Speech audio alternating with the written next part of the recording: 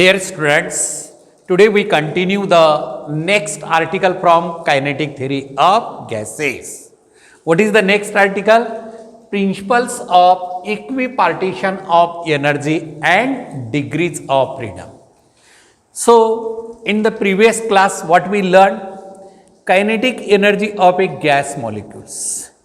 Kinetic energy of a gas molecules. So, what is the formula of kinetic energy per molecule? Kinetic energy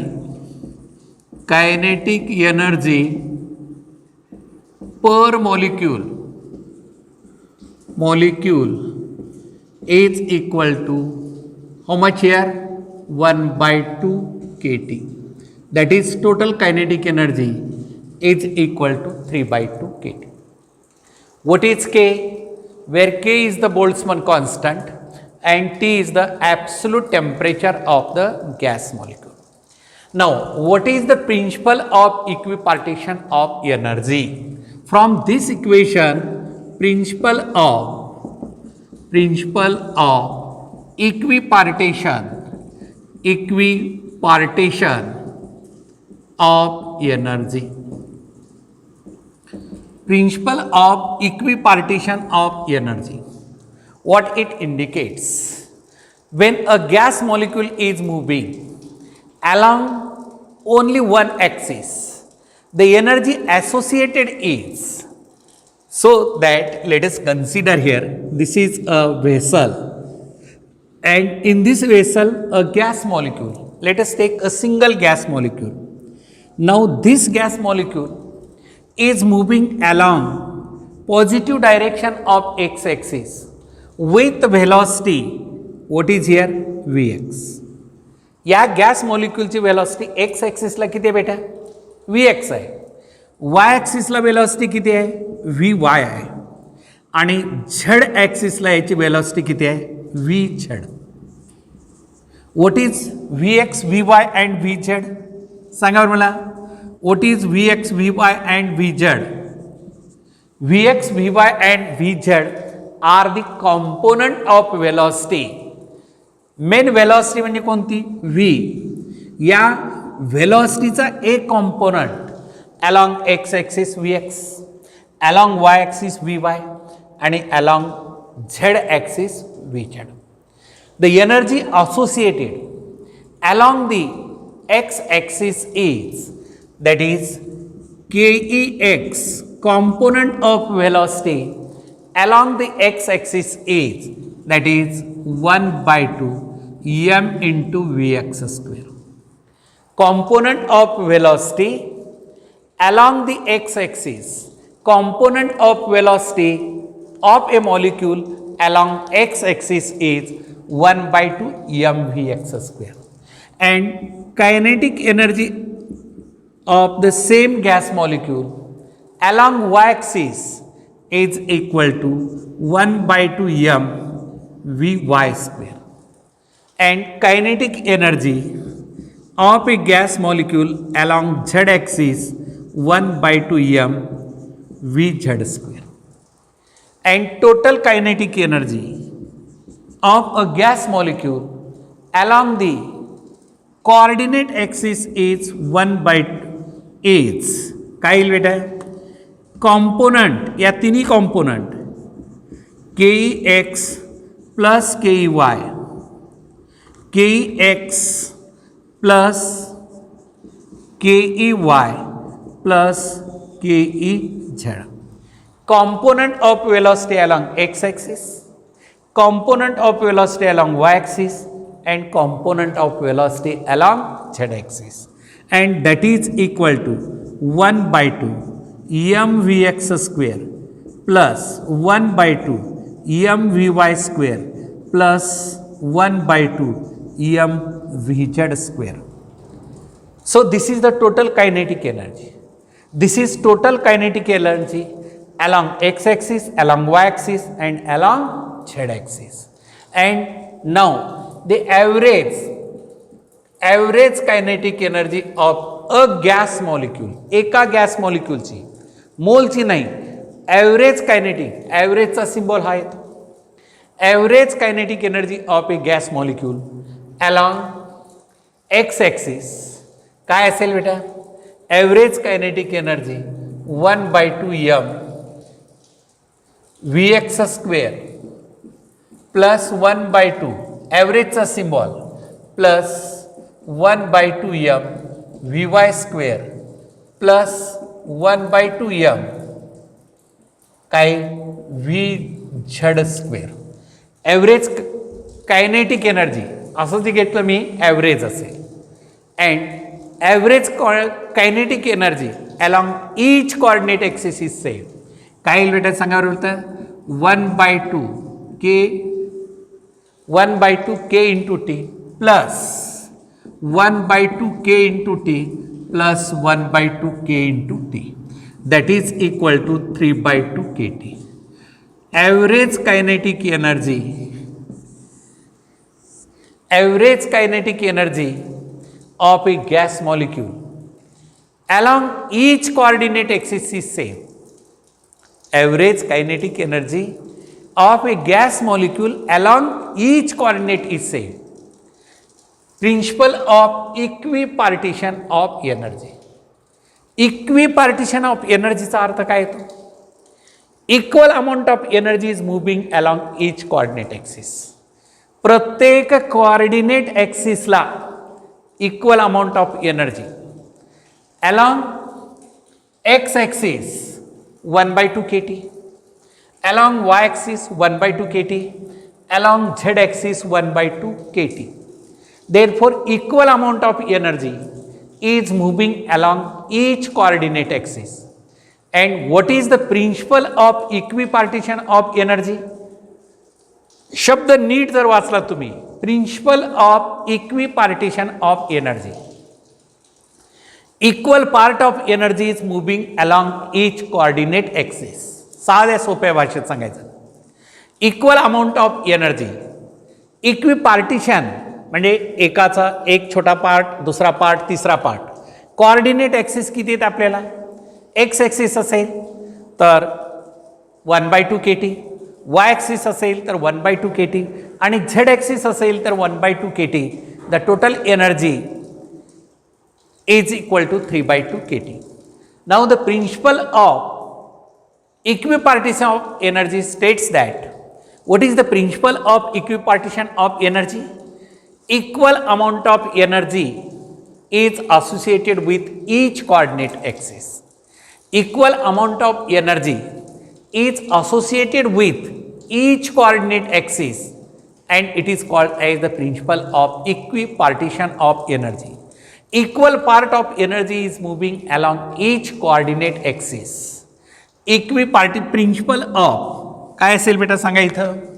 What is the principle of equipartition of energy? Equal part of energy is moving. Equal part of energy. Equal part of energy is associated with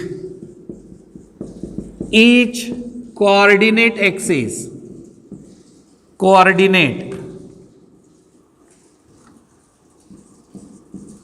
Coordinate axis.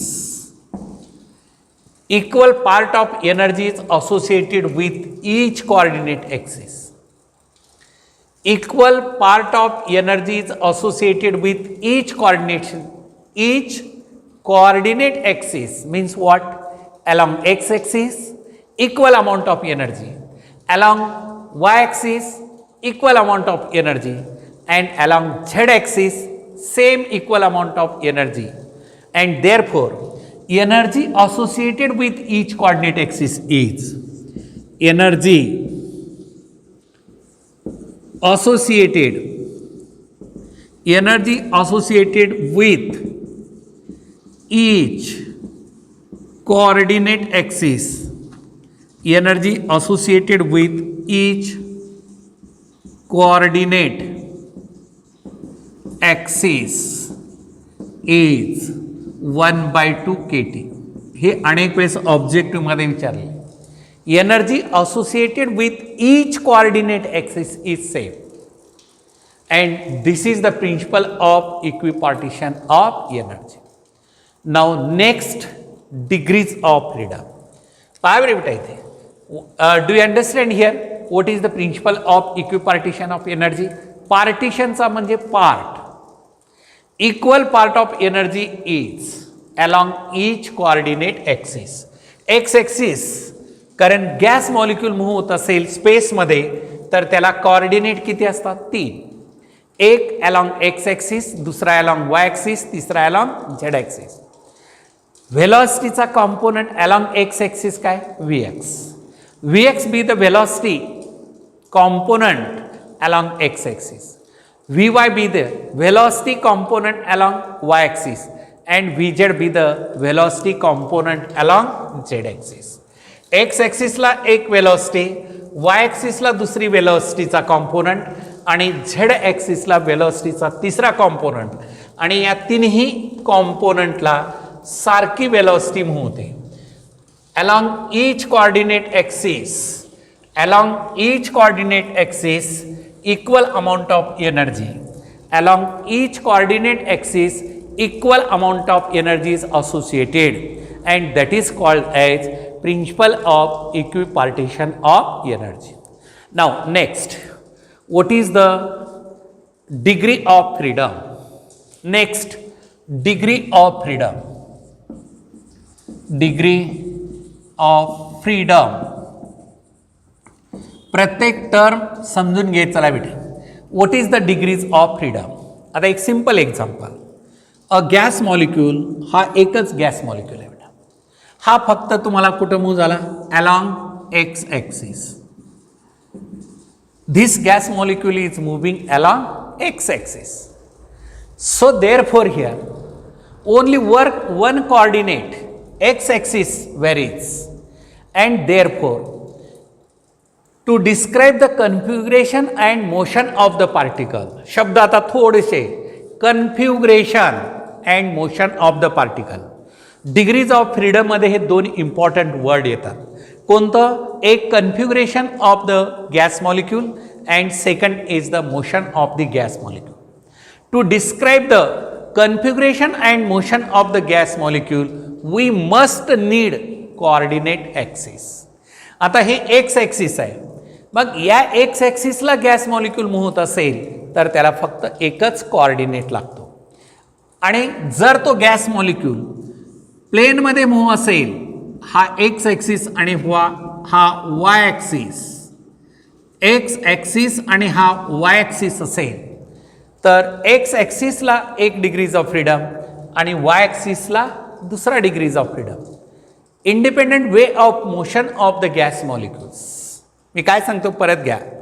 Independent way of motion of the gas molecule that describes the configuration and motion of the gas molecule is called as degrees of freedom. आता प्लेनमध्ये gas molecule move होत असेल तर त्याला x coordinate आणि y coordinate दोन्हीही लागतात. त्याची मोशन प्लेनमध्ये असेल तर प्लेनमध्ये मोशन गॅस मॉलिक्यूलचे असेल तर डिस्क्रिप्शन आपल्याला एक्स आणि वाय कॉर्डिनेट दोन्हीचंही लागतं. कारण प्लेन ही 2 डायमेन्शनल मोशन आहे. प्लेन ही 2 डायमेन्शनल मोशन आहे म्हणून त्यामध्ये आपल्याला 2 कॉर्डिनेट्स रिक्वायर्ड्स. आणि स्पेसमध्ये एखादा गॅस मॉलिक्यूल मूव्ह होत असेल तर त्या गॅस मॉलिक्यूलचं कन्फ्युग्रेशन अँड मोशन डिस्क्राईब करण्यासाठी आपल्याला एक्स वाय आणि झेड तिन्ही कॉर्डिनेट लागतात. म्हणून त्याला आपण काय म्हणतो? 3 degrees of freedom. So what is the definition of degrees of freedom? सांगा बेटा, what is the definition of degrees of freedom? The independent way of motion of the gas molecule that describes the configuration and motion of the molecule, that describes the configuration and motion of the gas molecule is called as degrees of freedom. Along x axis only 1 degree of freedom, along y axis 2 degrees of freedom, x and y axis, and in space or 3-dimensional coordinate system, in space or 3-dimensional coordinate system we require 3 independent motion of the gas molecule. 3 independent motion of the gas molecules. आणि मग आपल्याला किती लागतात बेटा? 3 independent motion of the gas molecule म्हणतो आपण. Along x axis, y axis, along z axis. So that you write the definition of degrees of freedom. Independent way of motion of the gas molecule. काय बेटा इथे? independent way of motion of the gas molecule. Motion of the gas molecules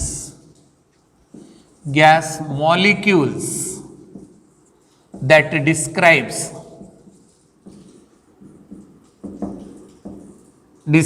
the configuration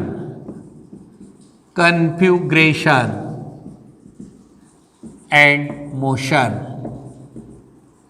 is called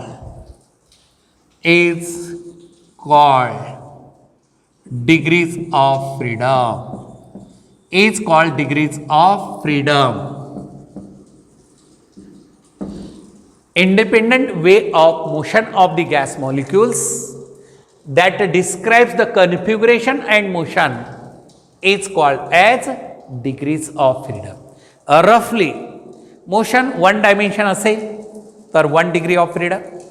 motion plane मध्ये असेल तर 2 degrees of freedom. Motion space मध्ये असेल तर 3 degrees of freedom. x axis असेल फक्त 1 degrees of freedom. y axis असेल 2 degrees of freedom. x आणि y दोन्ही असतील तर 2 degrees of freedom.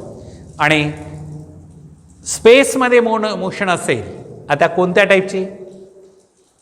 A मोनोॲटॉमिक gas molecule is moving. मोनोॲटॉमिक म्हणजे एक ॲटम असलेला गॅस. कोणता आहे सांगा? एकच ॲटम. इनर्ट गॅसेस केमिस्ट्रीमध्ये तुम्ही लर्न केलं असेल. इनर्ट गॅसेस जे असतात ते मोनोॲटॉमिक असतात, एकच ॲटम असतो. एक्झाम्पल तुम्हाला मी देतो. हेलियम, आर्गॉन, निऑन हे कोणते गॅस आहेत? इनर्ट मोनोॲटॉमिक गॅस मॉलिक्युल्स आहेत. आणि हा मोनोॲटॉमिक गॅस मॉलिक्यूल मूव्ह असेल, स्पेसमध्ये नसेल तर how many degrees of freedom? For monoatomic gas molecules, we need 3 degrees of freedom. For monoatomic gas molecules, we need 3 degrees of freedoms. What are that?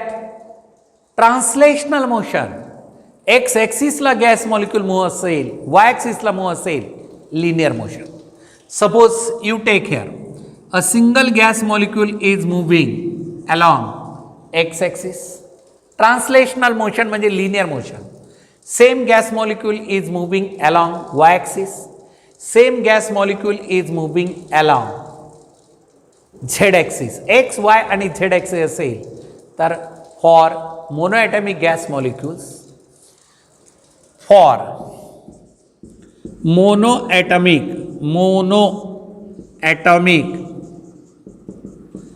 Gas molecules like for monoatomic gas molecules like argon, neon and helium etc. Single gas molecule. For monoatomic gas molecules like argon, neon, helium etc. only one atom. त्या मॉलिक्यूलचा एकच item असतो बेटा. It possesses 3 degrees of freedom. For linear motion,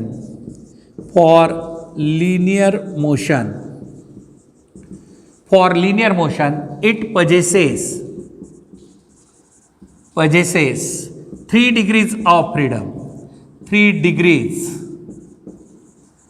of freedom. पहा बेटा, linear motion म्हणजे x axis, Y axis आणि z axis. Rotational motion नाही. आता हा गॅस मॉलिक्यूल आहे, एक्स ॲक्सिसला मूव्ह होतो, वाय ॲक्सिसला मूव्ह होतो, झेड ॲक्सिसला मूव्ह होतो. परंतु तो ॲक्सिस मॉलिक्यूल काय कन्सिडर केलेला आहे आपण? Spherical body. A molecule is considered as a spherical body and rotational motion, त्या गॅस मॉलिक्यूलची रोटेशनल मोशन.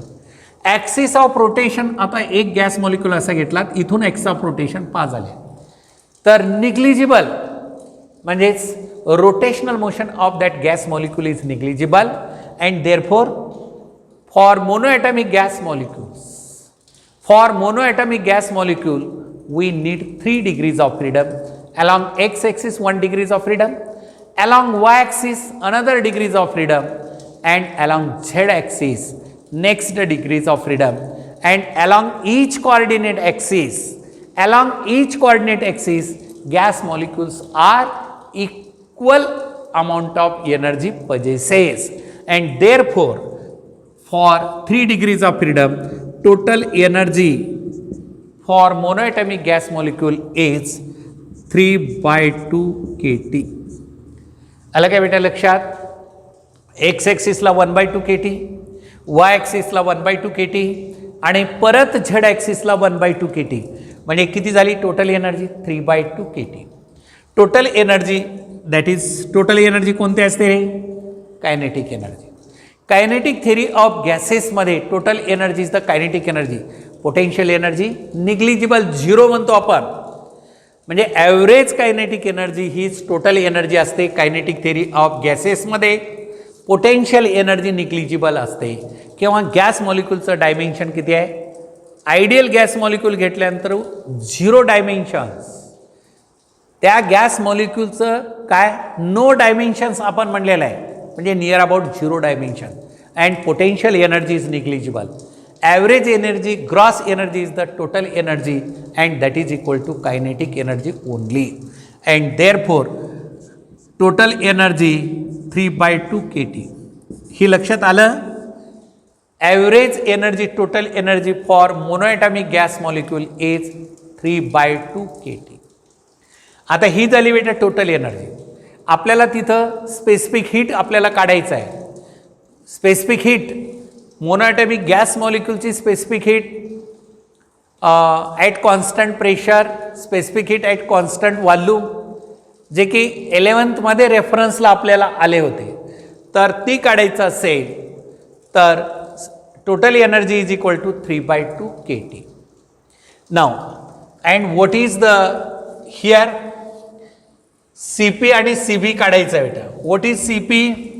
आता बेसिकली ही थोडीशी डेफिनेशन जे असेल, specific heat of gas at constant pressure, specific heat of gas at constant volume, ह्या definition आहेत पुढे आर्टिकलमध्ये दिलेलं आहे. पुढे आर्टिकलमध्ये टोटल एनर्जी जी आहे ती इथं घेतो मी. E is equal to 3/2 kT. Each coordinate axis half kT. किती कॉर्डिनेट ॲक्सिस आहेत? 3. म्हणून 3/2 kT is the total energy of monoatomic gas molecule. Total energy of monoatomic gas molecule is equal to 3/2 kT. आता पाय बेटा इथं याला differentiate dE/dt म्हणजे हे T इकडे आणा, that is equal to 3/2 k. 3/2 k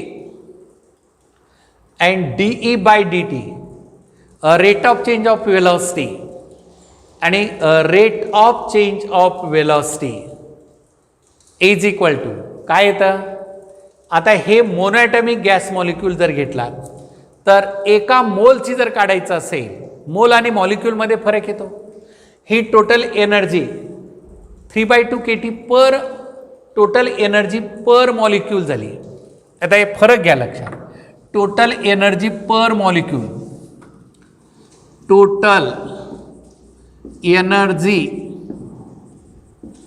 per molecule E is equal to 3/2 kT. Per molecule, एका मॉलिक्यूलची टोटल एनर्जी पर मोल. सांगा बेटा काय रे फरक? E is equal to 3/2 RT. आठवतं का तुम्हाला?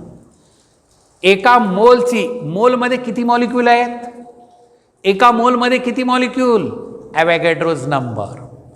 एका मोलमध्ये मॉलिक्यूल किती? ॲव्होगॅड्रोज नंबर. आणि त्यातल्या एका मॉलिक्यूलची काढलेली आहे. आता एका मोलची kinetic energy per mole is equal to 3/2 RT. 3/2 RT.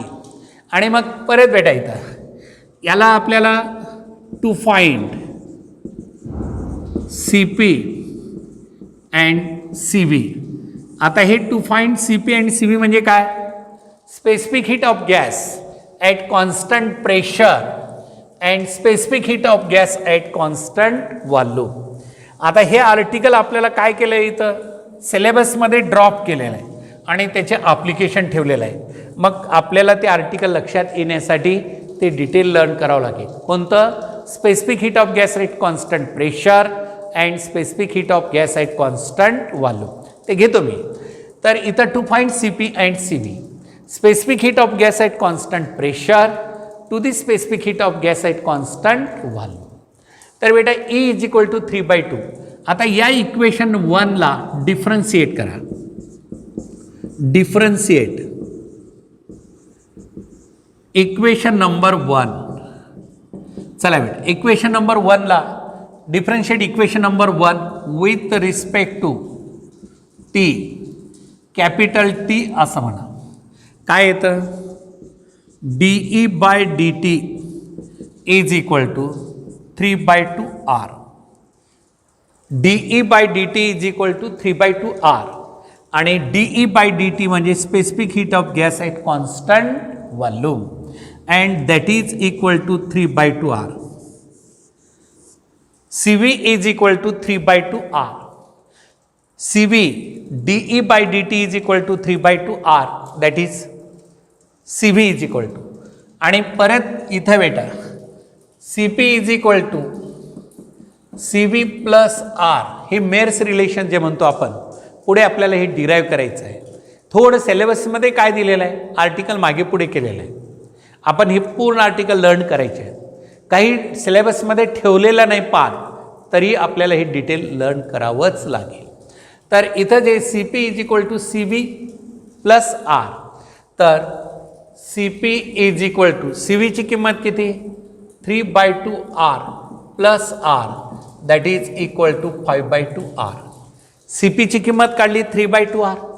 CVची किंमत किती? CVची किंमत 3/2 R झाली. CPची किंमत 5/2 R.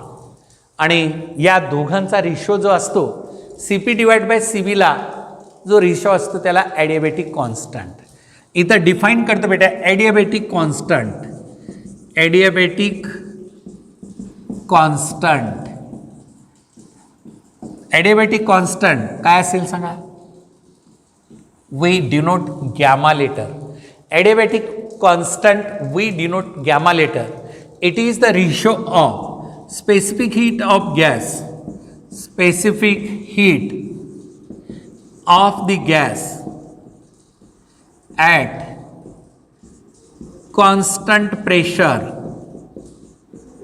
specific heat of the gas at constant pressure to the specific heat of gas, specific heat of the gas at constant volume. Specific heat of the gas at constant pressure to the specific heat of the gas at constant volume. Gamma is equal to CP divide by CV. Gamma is equal to CP divide by CV. आपण CPची किंमत किती काढलेली आहे? 3/2 R. ठेवून टाका बेटा इथं. CPची किंमत किती? 5/2 R आणि CVची किंमत 3/2 R. R/2 cancel that is 5/3. For monoatomic gas molecule adiabatic constant. Monoatomic गॅससाठी ॲडियाबॅटिक कॉन्स्टंट किती आहे? Gamma is equal to 5/3 and that is equal to here 1.666. याची व्हॅल्यू किती आली? Adiabatic constant gamma for monoatomic gas molecule is 1.66. आता for diatomic gas molecule. चला for diatomic gas molecule सांगा बेटा काय असेल रे? डायॲटॉमिक गॅस मॉलिक्यूल कोणता असतो सांगा? What is the diatomic gas molecule? Di म्हणजे 2, ॲटम 2 ॲटम असलेला मॉलिक्यूल त्याला आपण म्हणतो diatomic gas molecule. For diatomic gas molecules, diatomic gas molecules yes. For diatomic gas molecules सांगा बेटा काय असतं. Diatomic means only 2 atoms. Example diatomic gas मॉलिक्युलचं एक्झाम्पल काय असेल. 2च ॲटम असलेलं. हायड्रोजन किती ॲटम आहेत. 2च. नायट्रोजन किती ॲटम आहेत. 2च. ऑक्सिजन किती ॲटम आहेत. 2च. Diatomic gas molecules means the molecules having only 2 atoms. त्या मॉलिक्यूलमध्ये फक्त 2च. मग ते सारखे असतील किंवा वेगळे असतील. हायड्रोजन 2 असतील, नायट्रोजन 2 आहेत, ऑक्सिजन 2 आहेत. आता ह्या डायटॉमिक गॅस मॉलिक्यूलला इथे घेतला आणि हा एक घेतला. हा एक हायड्रोजन आहे, हा एक हायड्रोजन आहे. या 2 गॅस मॉलिक्यूलला आपण असं बाउंड केलं आणि याचा सेंटर ऑफ मास इथं असेल. हा सेंटर ऑफ मास एक्स ॲक्सिसला मूव्ह होतो, हा सेंटर ऑफ मास वाय ॲक्सिसला मूव्ह होतो, हा सेंटर ऑफ मास झेड ॲक्सिसला मूव्ह होतो. एक्स वाय आणि झेड ॲक्सिस तिन्ही ॲक्सिसला हा centre of mass of the hydrogen gas molecule is moving. आणि मग 3 degrees of freedom due to translational motion. Linear मोशनचं दुसरं नाव काय घेतो आपण. ट्रान्सलेशनल मोशन असं म्हणलेलं आहे. लिनियर मोशनचं दुसरं नाव ट्रान्सलेशनल मोशन आहे आणि लिनियर मोशन. Diatomic gas. आता बेटा हे काय घेतो आपण. आता हे गॅस मॉलिक्यूल मूव्ह होतात असं. रोटेशनल मोशन हा ॲक्सिसला मूव्ह होतो, हा ॲक्सिसशी मूव्ह होतो. म्हणून रोटेशनल मोशन अगोदरच्या मोनोॲटॉमिकमध्ये रोटेशनल मोशन निग्लिजिबल घेतलं होतं. पण डायटॉमिक गॅस मॉलिक्यूलमध्ये rotational motion it possesses 2 degrees of freedom due to rotational motion and 3 degrees of freedom due to translational motion. For diatomic gas molecules have 5 degrees of freedom. 5 degrees of freedom. Out of that 3 degrees of freedom, 3 degrees of freedom due to linear motion and 2 degrees of freedom, 2 degrees of freedom due to rotational motion. A rotational motion. 3 degrees of freedom काय होतं बेटा. 3 degrees of freedom due to linear motion and 2 degrees of freedom due to rotational motion. आता यामध्ये काय होतं. 3 degrees of freedom. Total energy E is equal to 1/2 mv square plus 1/2 mvy square plus 1/2 mvz square plus 1/2 I omega square x axis plus 1/2 I y omega square. म्हणजे X ॲक्सिसला coordinate म्हणजे शेवटचे 2 rotational motion, पहिले 3 linear motion along each coordinate axis according to the concept of degrees of freedom. Total energy याची किती येईल. 3/2 kT plus half kT plus half kT and that is equal to here 5/2 kT kinetic energy per molecule. Kinetic energy per molecule in a diatomic gas molecule is equal to 5/2 kT. Kinetic energy per mole. Kinetic energy per mole is काय ते बेटा. E is equal to 5/2 RT. E is equal to how much. 5/2 RT. Then आता C P differentiate केलं D E by D T is equal to 5/2 R आणि D E by D टीला आपण काय म्हणतो सी व्ही. अगदी monoatomic सारखंच, फक्त टोटल एनर्जी 3/2 तिथं होती, इथं 5/2 आर घेतली. इथं किती घेतली आपण 5/2 R. And therefore here C P is equal to C V plus R. आता सी व्ही किती भेटे 5/2 R plus R that is 7/2 R.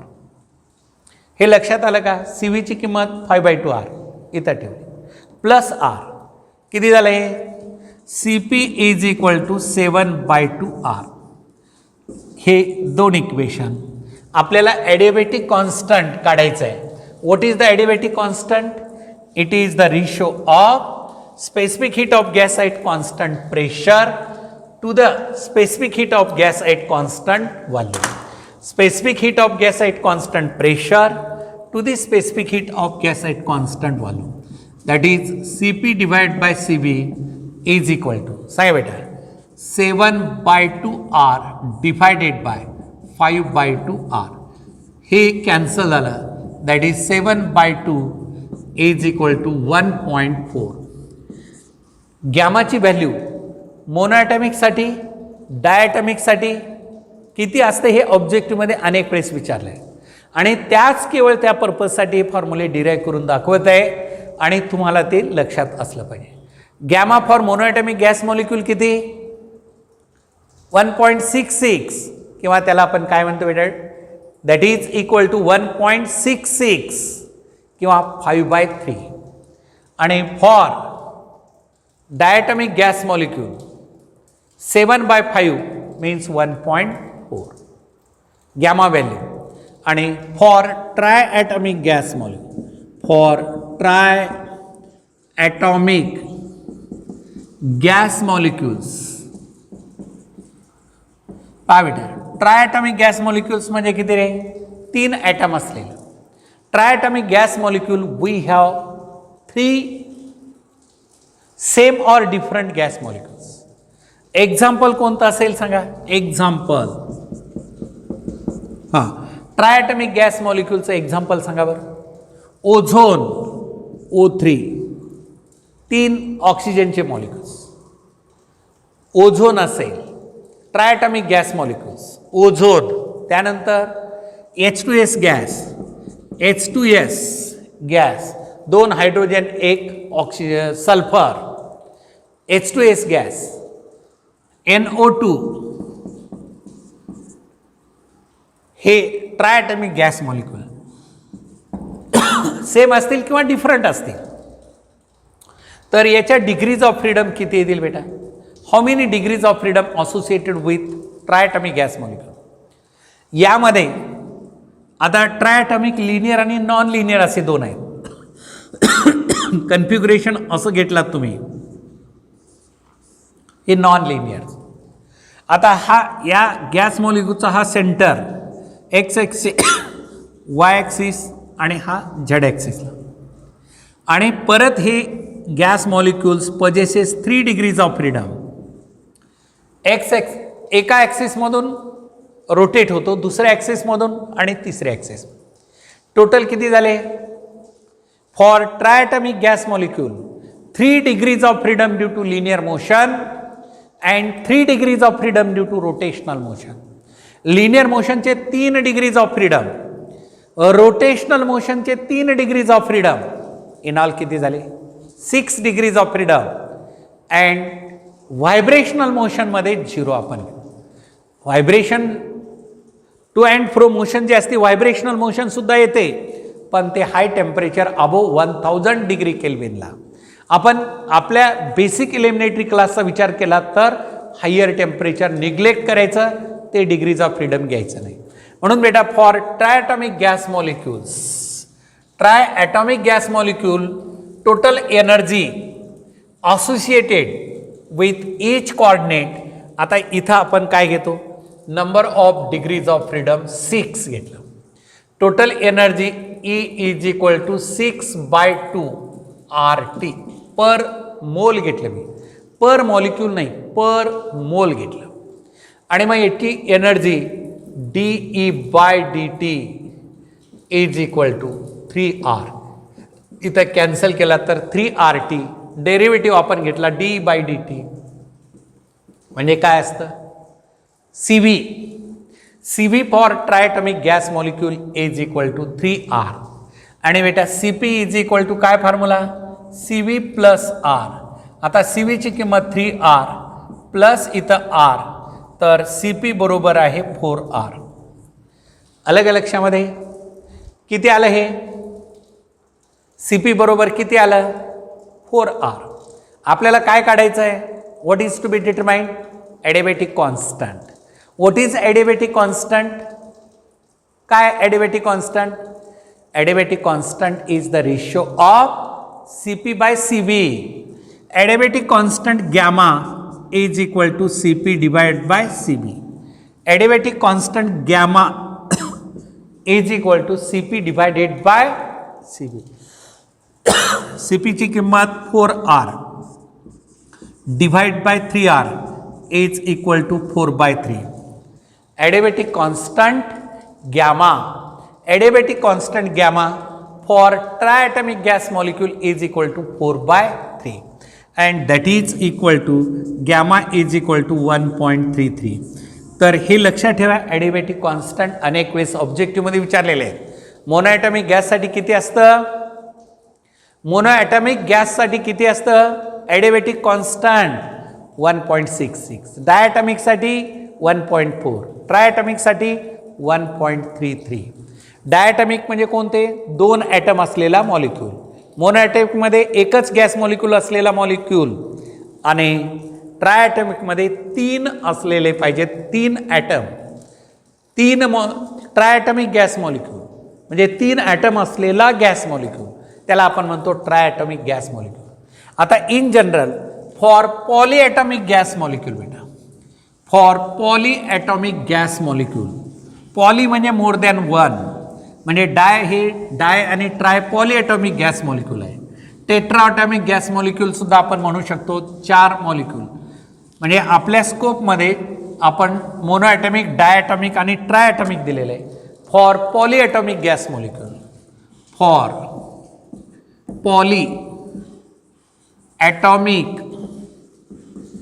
Gas molecules, for polyatomic gas molecules n degrees of freedom असतील तर for polyatomic gas molecules n degrees of freedom, degrees of freedom. पहा बेटा, काही ठिकाणी n degrees of freedom दिले, काही f दिले, कुठलाही सिम्बॉल अनेक टेक्स्टबुकमध्ये वेगवेगळा दिलेला आहे. तर टोटल एनर्जी किती आणा? F divided by 2RT. Total energy NRT आपण घेतो. N म्हणजे number of degrees of freedom, molecule वगैरे कन्सेप्ट होऊ नये म्हणून F degrees of freedom, F degrees of freedom for polyatomic gas molecule. तर यामध्ये total energy dE/dt is equal to F/2R. ती इकडे घ्यायचं डिफरन्शिएशन आणि याला आपण काय म्हणतो बेटा? CV. CV is equal to किती घेतलं मी? F/2R. F number of degrees of freedom. हां, आता याला F ची किंमत 1 ठेवलात. मोनोॲटॉमिकला किती डिग्रीज ऑफ फ्रीडम असतात? 3 डिग्रीज, 3/2RT. CV ची किंमत आली का नाही? 3/2RT in general. डायॲटॉमिक म्हणलात F ची किंमत 5 ठेवा. ट्रायॲटॉमिक म्हणलात तर F ची किंमत किती? 6 म्हणजे 3R आहे.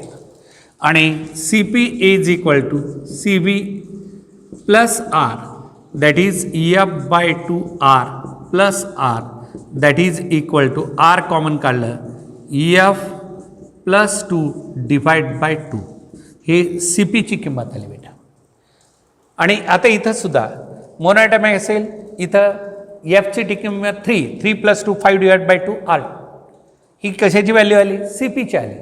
म्हणजे प्रत्येक coordinate axis degrees of freedom म्हणजे independent way of motion of the gas molecule. चला, ॲडिबॅटिक कॉन्स्टंट काय आहे तो सांगा? Gamma is equal to CP divide by CV. आपला ॲडिबॅटिक कॉन्स्टंट तो कधीच बदलत नाही.